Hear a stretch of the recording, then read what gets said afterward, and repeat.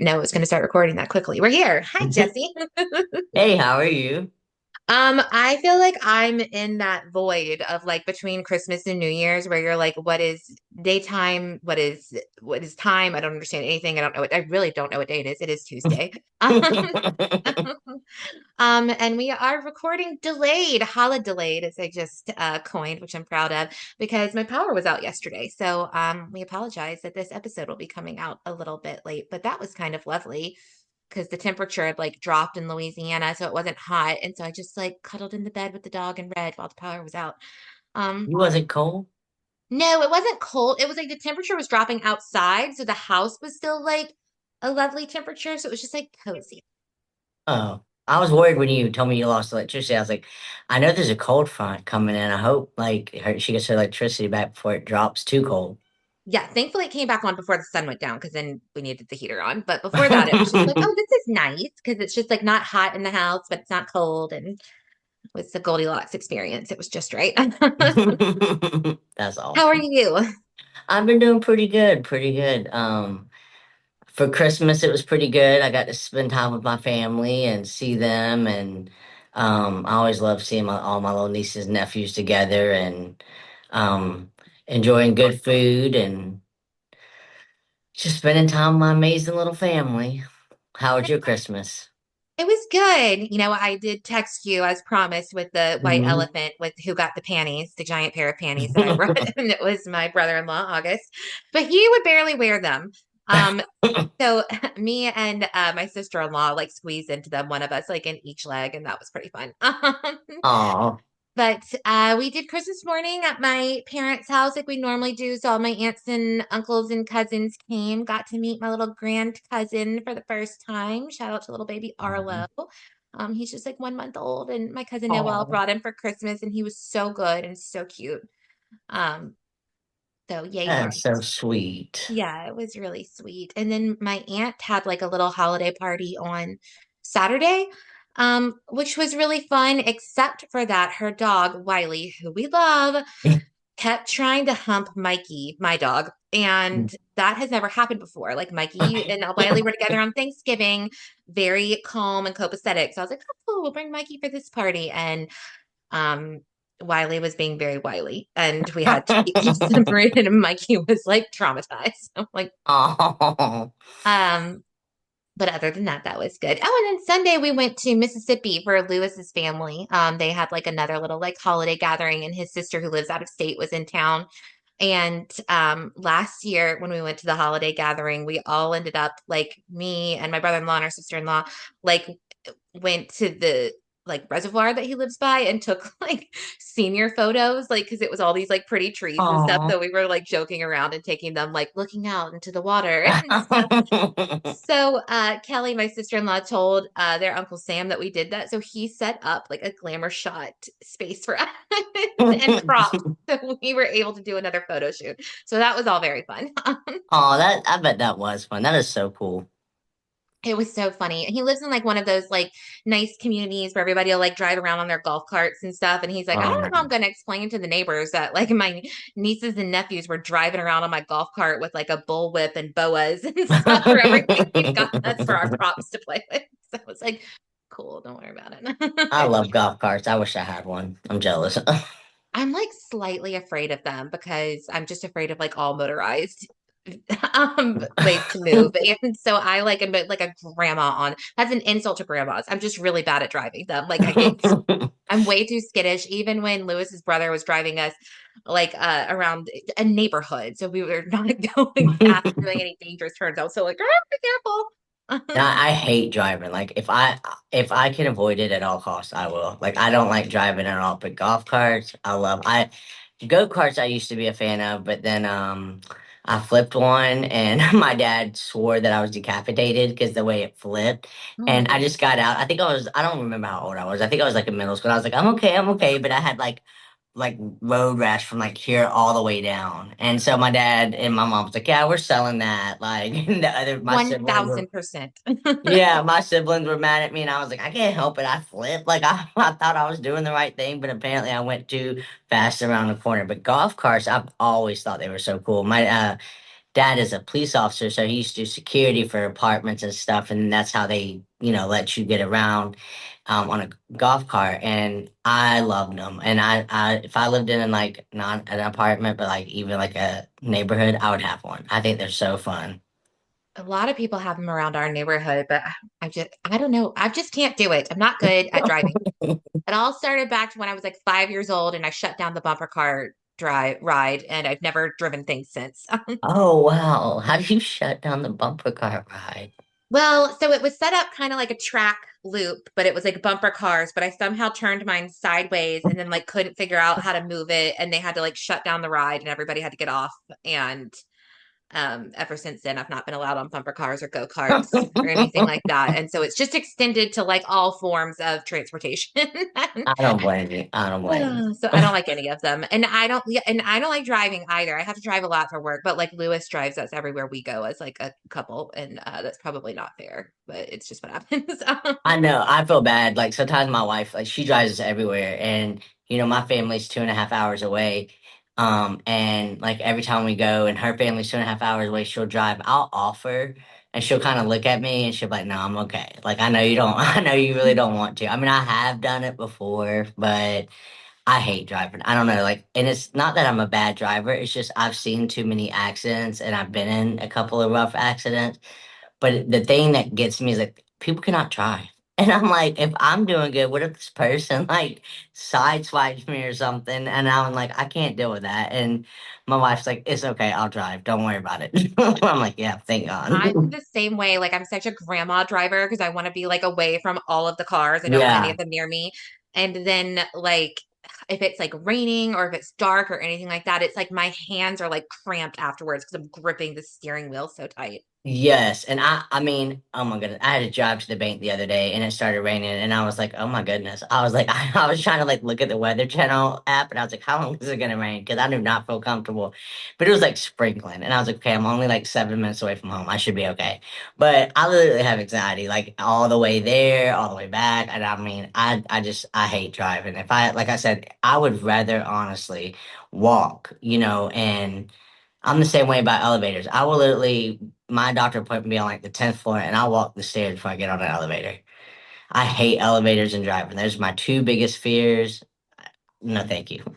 I do hate elevators too. I watched one episode in college of like how to survive, I don't know, some show that was on like that. And there was one about how to survive an elevator drop. And it was like that you need to be like in the corner and like brace yourself on like the railings. And so like now I'm like always like put myself in that position in elevators. I never tell anybody why I'm doing it, which is selfish. But now I'm gonna curse myself. But I'm terrified of elevators, especially glass elevators. Those will give me a panic attack. Really? See, now I that's so funny because I think okay, I like glass elevators they make me never see the way, any type of elevator. But I'm more comfortable in a glass elevator because I feel like I can see things or like see people. But like in a like closed elevator, I think I'm more scared like I'm gonna get stuck and then I'm like, what if they forget about us? And like they can't see you, like they don't know you're there. Like when my sister had her baby, this elevator, they had two elevators up to the maternity ward, and one kept acting weird, like it wouldn't go up. And then I was watching it because I had to wait for her for in recovery. And I said, "Oh, I'm not getting on that one." And every time we would hit the button to go, that one would open. And my nephews were like looking at me. I was like, "I promise you guys, we cannot get on that one. There's something wrong with that one." And then when I get on, I get all the way back in the corner and I like hold my breath. And like I freaked out before. Like there was one time it took the door too long to open. I was like, "Oh my God, we're stuck, we're stuck." And my nephews were like, "Auntie, calm down. It's okay." And I was like, "The doors just need to open." But my mom and my little sisters are the same way. I think they handle it better than I do, but they're scared of elevators too. And my mom loves to drive, and my sister, she's like me. She's not a big driver. She does it if she has to, but my mom loves driving. But we all hate elevators, so I think it's genetic. Mine is all because I'm so afraid of heights and Mm, and I have control issues and you have no control when you're in an elevator. yeah. And my dad is super afraid of heights too. So he gets freaked out, especially by glass elevators. But he's even like if we're at the beach and we have like a condo on like a high up floor, like he won't go on the balcony or he'll have to keep like 1 foot or like one leg of the chair like inside the door because he gets Oh freaked out. wow. Yeah. I mean, I'm afraid of heights, but not too bad. Like I think I get like that like little like butterfly in my stomach, like if I walk out and look down. But yeah, I definitely will get on the balcony that's like 100 feet in the air before I get on the elevator that goes up 2 floors. It's pathetic. I'll walk, and I don't care about walking. Like I remember, like when I had surgery, they were like, like they were like, you can't walk stairs. Be careful. And my doctor's appointment was on the fourth floor. I was like, it's only 4 flights, and my wife was like, they said you can't use stairs. I was like, I'll just go really slow. So I made us leave like 45 minutes early just so I could walk the steps because I was not getting on the elevator. You could take like 10 minutes per flight. Yeah, I was like sitting there and it would start to hurt and I would just stop and I'd go up a few more steps. And they were like, when I walked into the office, they were like, I don't think you're supposed to be taking those. I said, well, I can't get on that death trap machine. I was like, if I get stuck, who knows how long you're going to be in there? And I said, and then there's more than one person. They're going to take all the oxygen. And they just stared at me like I was crazy. But it's a real fear. I cannot help it. Fears are automatic. So, Yes. um, okay, so we tangented, which is good. I have no idea how we got here, but I know we definitely want to talk about our new goals for the new year, which could include elevators for both of us. Who knows? But why don't we talk a little bit about our rose and thorn, our peaks and valleys, however we would like to describe it from 2025, and we name like one thing that was like the highlight, and then one thing that was like maybe like the struggle or not as fun or whatever. So you want to go first? Okay, I'll go first because I was the one that suggested it, so I have mine picked out Okay. already. So I would say our highlight, our rose as it would be, it was getting Mikey, our little puppy. We are just so the we would be me and my husband. I should say, but we are just so obsessed. I'm looking at him. I'm looking off camera, but we're just so obsessed with him. And I'm like, I don't even know what we did without this like extra love in our life. He's the most perfect thing in the entire world. He's a little bit stinky right now, but that's my fault because I need to give him a bath.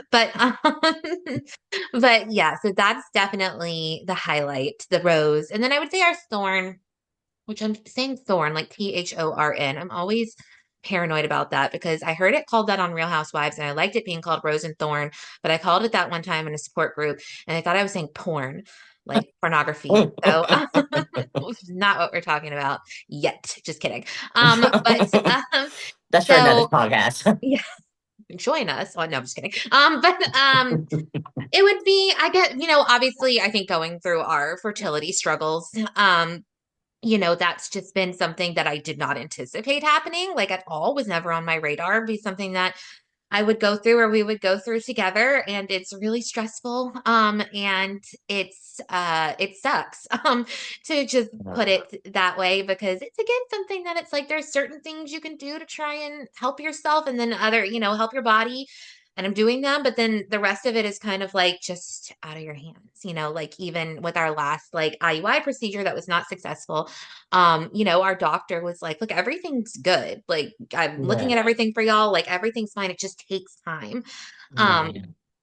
but yeah, it really sucks. I would say like in a silver lining to it, not to be like toxic positivity, but it is definitely a real part of the experience is that, I mean, it's made me even more appreciative for Lewis and for our marriage because um, he's just been incredibly supportive. Really, I mean, even though it's like we're going through it together, that like he like really gets that like it's also like my body and my, Yeah. that I'm like the one that has to go through it for the most part. And just seeing how really like selfless he can be and his support and his love just like makes me love him anymore and like know that like we have a really good marriage and he's, awesome. And so, I mean, that is, you could really see how this could like tear couples apart, truly, because Yeah. it is just so much stress and just so much you can't do anything about. And it's hard to kind of even accept the stress of it. Yeah. Um, so yeah, I do have gratitude as well. Yeah, definitely. And I know it's hard, especially when you're trying and trying and it unfortunately it's something like you said, it does take time, but you're gonna do it. You're gonna get it. So okay, I got myself in my feels. I'm gonna exit out of them and I'm gonna hop on your train. Okay, Jesse, what is your rose and thorn, peach and pit? Okay. My rose, I would definitely say, I guess, my niece being born, just Mhm. because we thought my like we were hoping everyone was done having babies, because there's about 50 billion of us. But my sister did bless us with little Mia. Um, Love that name too. yes, I was supposed to fully name her. That was the deal, but she added things, but that's fine. But I liked Olivia at first, and I'm Mm. kind of glad that we didn't go with Olivia because her friend is actually having a little girl too, and she's naming her Olivia, so it would have been, weird. But she came up, we both decided with Mia, and she'll be, I think, 8 weeks this Friday, so it's been a blessing seeing her, be born, growing, into her little baby phases, and so I mean, I guess that's a blessing, even though we thought she was done having kids. She's had a lot of issues with miscarriages and stuff. So, they didn't think that they could, anything was going to come out of it. And so I guess that's the biggest blessing of the year. Also, I feel like most stressful in a sense for her. Yeah. It's probably like she's always tired and losing sleep, so she's going through it. But we don't have to go through all that. And I guess the thorn, it would be definitely medical things this year. Um, my wife, she was on some medication that was doing some really crazy things to her that was really scary, and she was hospitalized like 3 or 4 different times. And I had to research and figure out on my own that it was actually the medication that her body was having a severe reaction to it. And so yeah, like her GI specialist never wrote us back. And if she would have took the time to like pay attention to our messages, she would have been like, oh, that's probably the medicine. Because there was at one point, like she was just like not responsive to me and that scared me. So I feel like the biggest thorn has really been like medical issues and like family stress, like with my family, like my parents' side, they are having to take care of my grandma and stuff. So our time is like limited when we could see them, and knowing that like my mom is like overwhelmed and like stressed out and doesn't have like any peace in her home right now, like in a sense, because she's always having to take care of everything. That's been hard for me because like my mom's my best friend. So seeing somebody you love so much and you just, want them to have a happy life or be able to relax, or just enjoy their day, it's always filled with some type of chaotic episodes with people in the home. So that's been probably my biggest thorn. That's what I've had to learn to like kind of have to like try to like not let it phase me so much because it really bums me out. Like when I see my mom upset or I know like she's had a bad day, even though she's very positive, like she stays positive. But I think those two things would definitely been like I hope that for next year like it gets better for my mom. And then my wife, she's on new medication that's been better. So I mean that's a positive. So I just have high hopes for the medical and family stuff to kind of die down and not be as stressful. Yeah. High hopes for 2026 to be less stressful than 2025. I feel like that for everybody. I feel like everybody's had like a doozy of a 2025. Yeah. Yeah. And I talked to so many people like where I volunteer at and stuff. They're like, 2025 was awful. They were like, what do you think 2026 is gonna hold? I said, hopefully something better. I don't know. Manifesting. Yeah, I'm like, I'm hoping 2026 is better. So, but it's definitely ups and downs this year, I think. But definitely, still grateful, that working for Via Link's been a big thing for me. And working with you and being able to still do the podcast, all that's been a blessing. So, I mean, I feel like I'm very blessed, with certain things. And, as far as stress, I feel like you're always going to have some type of stress. It's just kind of getting through it and things like that. Yeah, I think, well, we talked about this, that it's like you can be stressed and still have gratitude at the same time, which doesn't, like, stress doesn't make you ungrateful for the things that Right. you do have. And yeah, it's just like thinking about my 2025 and really just the latter part of it. I mean, from like August till the end of it, it's like we had Lewis having to have major back surgery, the Yeah. fertility stuff. My grandfather passed away. Like, it's like, okay, let's turn it around in 2026. But stuff just ebbs and flows like that. Cause like 2024 was like, I got married and like, that whole thing. So Yeah. But 2025 was also had some really cool stuff too. Like, yeah, like doing our podcast all year. And we had the first ever 988 day that we got to host. That was so amazing. We did our first ever pinwheel walk for Child Abuse Prevention Month. Um, you We got to know, meet for the first time. we got to meet in person for the first time Yeah, at the Marguerite that was Red Wine cool. Awards and, healthy babies being born and friends and, all kinds of wonderful stuff too. So Yeah. it's all balanced. But it was just like, yeah, the deaths, surgeries, and fertility all at once. It was like, well, we can. Yeah, because I remember every time we had an episode, we would talk a little bit before, and like you literally, it was like bam, bam, bam for you. It was literally like you go through one thing and it would start to be better, and then you'd go through another thing, it'd start to get a little better, and then you'd go through something else. I was like, man, she can't catch a break. It's well, gosh, I mean, you as well with all of the medical stuff, and then you get sick, and the whole. Yeah.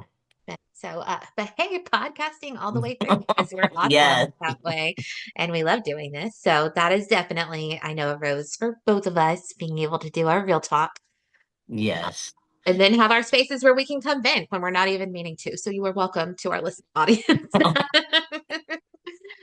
yeah, let's talk about 2026 then. What are we manifesting or what are our goals for 2026? Our wellness goals, our anything goals? Okay, so I still have the same goal like from last year is to read 12 books, which I did complete. So I was happy that I did that. I did Like do a this. quarter of those were with our author, K.M. Walton, I that you know, did in I one weekend. know. And I just started reading Frida McAdams, I think. And then my mom, I don't know who the author is, but my mom bought me a book and she bought me the rest of the series. And I'll get that in a couple of days. So I'm like, okay, that's like 5 or 6 books. And then the Frida McAdams books, I have 5 or 6, and I was like, okay, I could definitely do the 12 books this year. And then I did do 6 months of the language, like I said when we talked on our podcast last year, to learn German.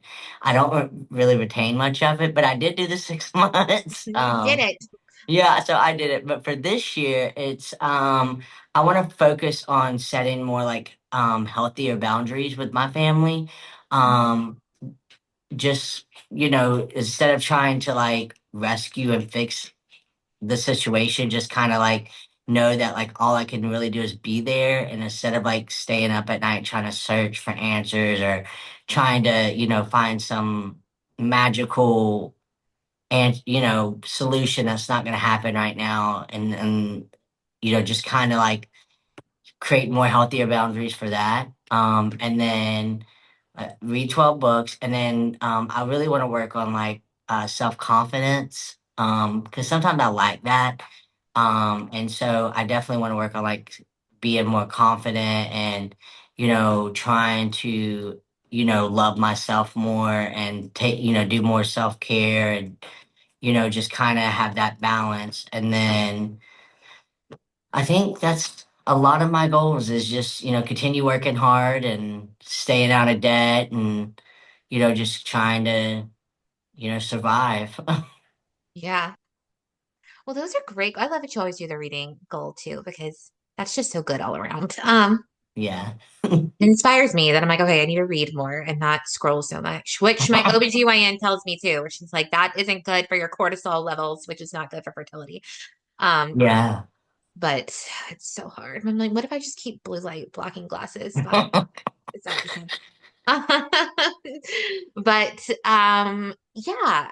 So thinking about mine, I think I want to continue to like really focusing on managing stress levels. Um, which continues to be a message to me like all around from all parties in my life. But and just kind of, yeah, like you were mentioning, like not necessarily with my family, but just like setting boundaries, sometimes even with work, like we've talked about with like when you love your job, sometimes it can be difficult to not overextend yourself. Yeah. So I've been working on that a little bit, like at the end of this year, just kind of like being like, okay, like the world's not going to fall apart if you don't do one thing or what have you, and Right. we have such an amazing team that we work with and things like that. So kind of remembering the like oxygen mask theory of like you have to take care of yourself first or you can't take care of other people because you'll burn out and then then you can't be helpful. Right. So really just like focusing on that and like finding like my good balance. I think it was almost like when I was trying to focus on not like overextending myself or focusing on stress. I was like working more and like letting social stuff go, being like, oh, Hmm. because I need to be able to be alone because that's how people refresh. And then I'm like, realize, like, of course, I still have days where like that's what I need, but I'm pretty extroverted.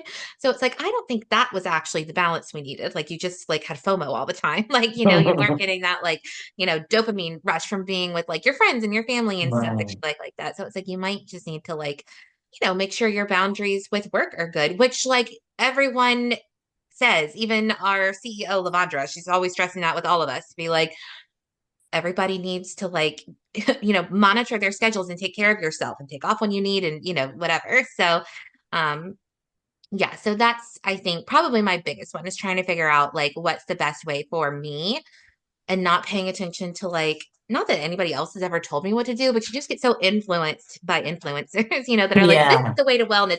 And then I like stress myself out trying to be not stressed because I'm like, well, of course, then I need like a 5-step morning routine and blah, blah, blah, blah, blah, which I'm like, I don't like any of this. I don't care about this. What am I doing?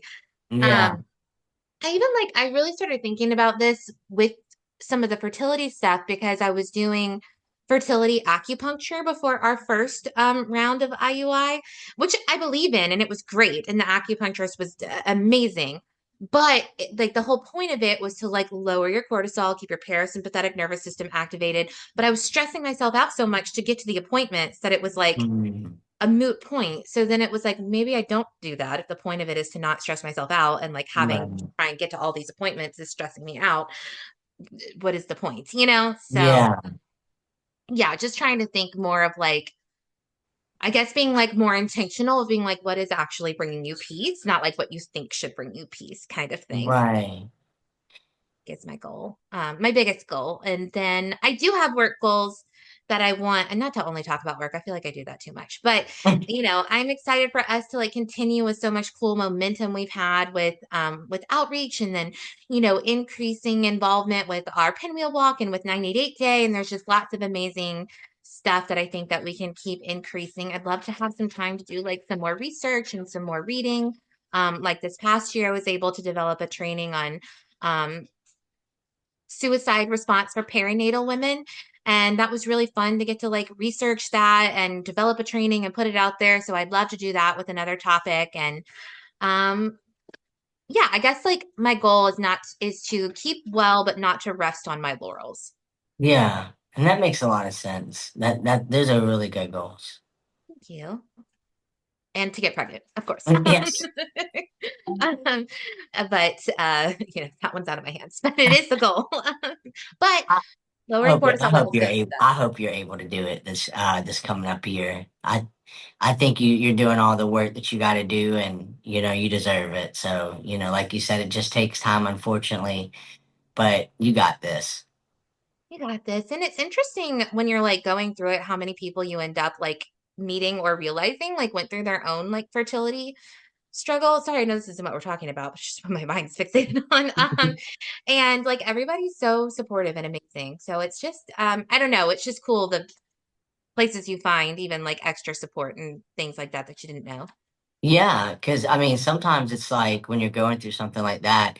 I mean, it is stressful. It is, and it's good to find support. Like, I know, like, there's things like, they have support groups and stuff, and a lot of people, when my sister first, was trying to, well, she had a baby, and then they were trying to have a second one, and she had a miscarriage, and it really like was really hard for her. And then she found out she had thyroid issues, and they were just like, she started gaining weight and she's always been really small. And so that was really, they were like, you have to get down to a certain number, And so like, but she found like the most amazing support from people like with thyroid issues, like with helpful tips or like just even like being there and telling them their story and like how they were able to finally, conceive. And, like I said, this last baby, it was not, she was told that she probably wouldn't be able to have kids because she had my second nephew and they tried one more time and she had a miscarriage and then she had another miscarriage. And so she was just like, talking to her husband and she was like, I think, I'm getting older. So we just need to, either you go get fixed or I get fixed, so they're, at this point, because I think, going through a miscarriage is tough. And so, she didn't want to keep going through that. And I think like a week or two later, like she was on Zepbound for a little while and lost weight. And she literally was like, my period's been weird. I haven't had it. And so she took a test and ended up being pregnant. And she didn't tell anybody for a while because she was scared because like her miscarriages usually happen in the first month or so, or like 2 3 weeks. And so she didn't tell anybody. And I mean, she told me and my mom, but she wasn't like hopeful or anything. And then she's always had like issues. Like she always has to get a collage done because her cervix with her second child started to shrink. And so he was a very high risk baby. Like they didn't know if he was going to make it or not. And then with with Mia, she was considered high risk. She had to do the collage. Um, but I think like she found so much support from people, online and through just different groups and stuff. So it is nice when you're going through something like that to have like added support because you got your friends, your family, but to hear that other people are going through it or this is their journey and this is what they've been through. That's always sometimes it's encouraging, because you're like, well, I haven't been successful, but then you talk to somebody and they're like, well, my first 6 7 tries, it was a fail, but then my eighth one, we were blessed. So sometimes that's positive. I mean, I know it can be a double-edged sword where you're like, man, that's a lot of tries, but you know, at the end of the day, like it's nice to hear that, eventually it happened for them. And I think it's gonna happen for you. You put so much work into like, with your body and trying to stay healthy and stuff. And I know we've talked about all the work you've had to do, so I know you've been stressed out about it, but yeah, I think it's gonna happen for you. I just like you said, I think it's just gonna take some time. It's gonna be like when you least suspect it. Gonna be lessons in patience, which is, letting go Yeah. of control, which are not my strong suits. But yeah, I totally agree with you. I think, it's good to hear those stories of hope, but I think even more so, it's like knowing that because it can feel isolating sometimes when you go Yeah. through anything, not just fertility stuff, like whatever it might be that somebody's going through. And then when you like hear stories from other people, like just knowing that, like, okay, you're not the only person who's been through this or is going through this. Like, there's a lot of Yeah. people. It just helps to not feel alone in something, I think. Yeah, and I think that's, why like 988 is so important because like, yes, we're, a line that, is, based on like suicide prevention, but like a lot of people, when I was working on the phone lines, they'll call just because they're going through something and it's to them it's a huge deal and just knowing that like we're out there that they can talk to.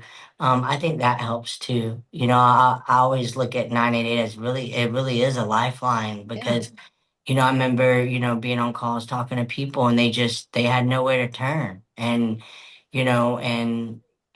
like you said, when you're kind of feel isolated, but you can reach out to somebody who will listen to you and not judge you or anything like that, I think that's helpful. And so I'm very blessed that, to be a part of 988 in general, just because, it does a lot of good for people. And so, people who do feel isolated, that sometimes they're even in therapy or support groups, but they still don't feel comfortable, talking to some people like family and friends, so they can always call 988. So that's really, amazing to me. When it can hit you at any given time, that like feeling of being Yeah. alone. And I think, that is what's so important about 988. Just reminding everybody, 988 is three-digit dialing code for the National Suicide Prevention Lifeline. And like Jesse said, it is a lifeline. It's there for whatever you're going through, including thoughts of suicide to any degree, if you're worried about somebody, or like Jesse's saying, if you just need to talk. And I think that's why we're so passionate, especially at VLink, proud nonprofit answering 988 in Louisiana, that that it's the human connection with 988 because that's what people really need when they call, um, Yeah. that feeling of being alone or disconnected is so detrimental for our mental well-being and can really increase this instance of crisis. And knowing that like when you call 988, it's a live person, it's not bots or AI ever, and they Yeah. care about you. So the call is going to be exactly what you need because that's a person who is there to listen and help you find like your place of peace, whatever that looks like, and yeah, I think it's why I am so passionate about 988, and it makes my job very easy to do outreach for V-Link, especially with 988, because I think that we just really put a focus on like that human connection because that's what helps people not feel alone. And then truthfully, that's what saves lives. Yeah, yeah, and a lot of people when the AI started happening, we were receiving so many emails from concerned people like, are y'all, is 988 going to be turning into AI robots where they chat with? And of course that's a no.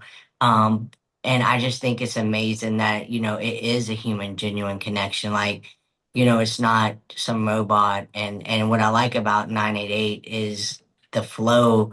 You're literally having a conversation with somebody. It's not like there's some guideline that we're following, where we're robotic and reading from a script. Like, when you call and talk to somebody, it's legit a conversation. It's not a scripted, phone call that, people who work the lines get trained on, or, of course we have to ask the same questions, some, in certain situations, but other than that, it's a really genuine conversation. It's not transcript. It's not fake by any means. And, ViaLink is one of the most passionate organizations I've ever worked for, bringing mental awareness, you know, out to people and, making it more, like, hey, it's okay if you suffer from this or, you know, um, and just being there for people. I mean, our CEO is Lavondra. She's amazing. I mean, she really looks out for, not only us as a team, but the people for Louisiana and you as well. I mean, your outreach, you're in schools, you're creating, trainings. You run a lost survivors group, so I mean, you do a lot too for the, Via Link and your passion. So I mean, it's just amazing to be part of such a great team and be, a part of an organization that is truly all about, saving lives and helping people and finding resources. And I mean, it's just a great company. And I mean, I couldn't be more blessed to work for V-Link. And I mean, I literally thank God every day that I have my job and I'm part of V-Link and I found V-Link and, because I've never worked for, I've done mental health internships at different places and I've worked at different places for mental health, but V-Link has been the best company I've ever worked for. Oh, me too, by far. I mean, yeah, I am so incredibly grateful to work there, and it's amazing. I agree with you so much, Jesse, that I think our agency as a whole, every department, every person, like they're working there because they want to help people, Right. in whatever capacity that looks like for their position. They're passionate and compassionate, and they want to work for an agency that helps people. And I think that that is amazing. Yeah, I definitely agree. I think it definitely brings, you can feel the passion. I mean, when I went to the Margarita Wine Awards, and I talked to so many people, like the founders and stuff. I mean, they were so passionate and they were so like, feeling is so amazing. They kept telling me and stuff like that. And it's just really cool to meet a lot of people, like over our podcast over the year, we've been talking about, our 2025, we've had a lot of important people on our podcast from, Miss Louisiana to, the councilmen and council ladies. And we've had authors that have done mental health and, it's just been a blessing and, the foundations that you brought onto our, we've had 4 or 5 different foundations where they've lost somebody and they've been on our podcast and everybody's just so passionate and that's such a blessing that we're able to, interview these people and put it out there and just, Louisiana is definitely one of the most, I mean, I would have to say passionate states about really helping people. I mean, I get emails all the time, like people looking for warming shelters because they don't want people to be out in the cold and things like that. And it's just, people are researching. There's so many people that's not even in the resource department, like looking things up. And I think that's really cool. Like we always have each other's back to try to help out, any way that we can. So Link's definitely very, very passionate about helping people, like you said. And I think as a whole, it's almost like we do anything to, just make sure someone's okay or find a resource that helps somebody. So I love that about, ViaLink in general. Yeah, I think that it cares about people and that it being feeling, and that includes like our own employees. I think that there's a lot of focus internally, even too, on like wellness, on our mental health, on making Yeah. sure that we're not overworking ourselves. I know both of us have gotten lectures about that from Yeah. supervisors, and like it's really true. Like it's like we are not workhorses in any way on any like level of the Right. company. It's about like y'all are I feel really appreciated working there Yeah. too. And I have a lot of gratitude and appreciation for that. That it's like I get to do something I love for a company that is so amazing as well. Yeah. And I think that's why it's like it's so much easier like to overwork with feeling like you said, we're not workhorses by any means. Have we gotten lectures that we probably do, hey, y'all need to take a break, make sure to take Yes. care of yourself. Yes, but at the same time it's a blessing because it's like it's not it's you want to do it because you're that passionate and you just you enjoy your work. So you're like, yeah, I can do this, and I want to. It's not the fact that like, hey, if you don't do this, blah blah blah blah blah. And Yeah. Lavandra, and like you said, they're very big on self care. If you need a mental health day, let them know. Like if you're feeling burnt out, if you're feeling overwhelmed, they'll talk to you.